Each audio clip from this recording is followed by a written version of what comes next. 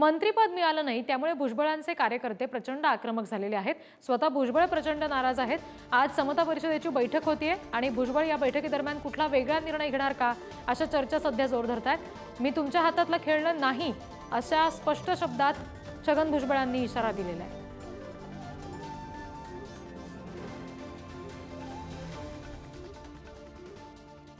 आणखी तपशील आपण घेणार आहोत। प्रतिनिधी जयेश आपल्याशी जोडले गेलेले आहेत। जयेश, आजच्या बैठकीदरम्यान खरं तर भुजबळांचा निर्णय समजू शकतो, इतकं महत्त्व या समता परिषदेच्या बैठकीला आलेलं आहे। नेमकं कधी बैठक सुरू होते, कोण कोण उपस्थित असेल? आपण जर बघितलं तर परवाच्या दिवशी अधिवेशनाच्या दिवशी छगन भुजबळ हे नागपूरहून नाशिकच्या त्यांच्या निवासस्थानी हे परतले होते। त्यानंतर काल त्यांनी नाशिक आणि येवला या ठिकाणी त्यांच्या समर्थकांशी समता परिषदेच्या पदाधिकारी आणि कार्यकर्त्यांशी त्यांनी बैठका देखील घेतल्या, त्यांना काही सूचना देखील केल्या।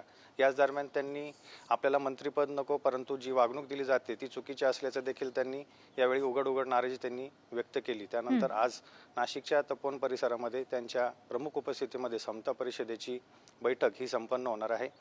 समता परिषदेचा मोठा पाठिंबा हा मंत्री छगन भुजबळ यांना आहे, त्यामुळे आजच्या या बैठकीकडे सर्व राज्याचं लक्ष लागून आहे। या बैठकीदरम्यान माजी मंत्री छगन भुजबळ हा मोठा निर्णय देखील घेऊ शकतात, हे देखील बघण्याचं महत्त्वाचं ठरणार आहे। जी जयेश, धन्यवाद दिलेल्या माहितीसाठी। मला स्वतः जे आहे यांनी सुद्धा सांगितलं, कोणी बावनकुळे जे अध्यक्ष आहेत, प्रांताध्यक्ष बीजेपी, शेवटपर्यंत जे आहे फडणवीस साहेब तुमच्या नावाचा आग्रह धरून होता की त्यांना तुम्ही गाळू नका, त्यांचं नाव घ्या। शेवटपर्यंत त्याने पूर्ण ताकद, ठीक आहे, नाही ऐकलं त्यांनी। भुजबळांची नाराजी रास्त आहे। एखाद्या माणसाला वापरून फेकून देणं हे बरोबर नाही। आणि मी झाल्या बोललेला माणूस आहे, म्हणजे मी काय नंतरचं राजकारण बोललेलो नाही आहे।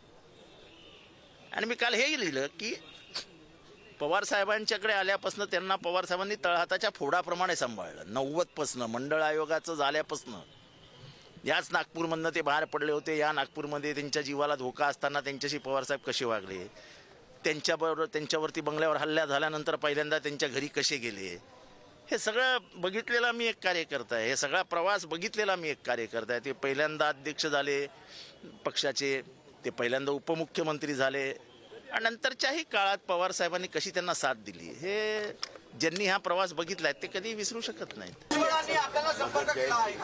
भुजबळांनी अद्याप संपर्क जरी केलेला नसला तरी भुजबळ हे अधूनमधून माझ्या संपर्कात असतात। आता असं आहे, भुजबळ साहेब नाराज झालेत, ते काल गेलेत। त्यांनी त्या भावना बोलून पण दाखवल्या, जहा नाही चैना वहा नाही रहना असं पण ते बोललेत। आणि आज त्यांनी काही कार्यकर्त्यांची भेट घेतली, उद्या मोठा मेळावा त्यांनी फार्म हाऊसवर बोलावला आहे। शेवटी वरिष्ठ आहेत, पक्षाचे मोठे नेते आहेत। थोडंफार त्यांच्या मनासारखं झालं नसेल तर आमचे पक्षाचे नेते नक्कीच त्याबाबत समजूत काढून पुढचा निर्णय घेतील।